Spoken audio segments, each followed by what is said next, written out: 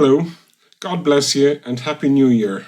Although I'm not good at following what's going on in the world because most of it is bad news anyway, I did stumble across the latest about Elon Musk all the same. For those of you who haven't heard of him, his wealth peaked at $338 billion in November 2021.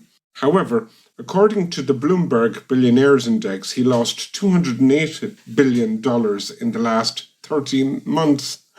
Several Bible verses spring to mind.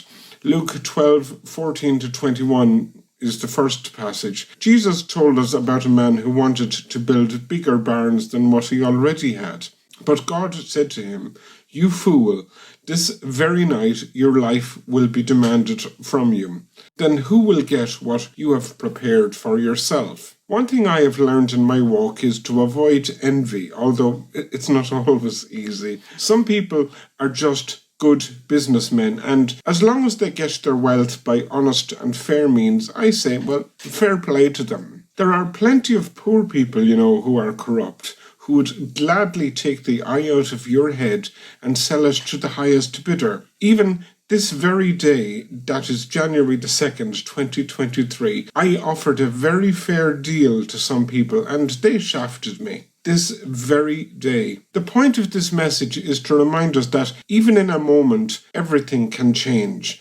Ecclesiastes 7 tells us that God made both the bad times as well as the good. It's important to remember that while God can promote you in the twinkling of an eye, He can also permit disaster to come to your door. I have known good, decent Christian people who have suffered tragedy and loss through no fault of their own. St. Paul suffered, as did countless other disciples in his time, and still do to this day. I once told a younger man that life is a great teacher. He smilingly told me that Jesus is his teacher, and that's all he needed. His overconfidence and his contempt for the counsel of someone older will yet be humbled, for God does use life to teach us, as I have found for myself. I don't say this lightly. If he won't humble himself, God will oppose him. It may not happen today or next week, but it will happen if he doesn't wise up.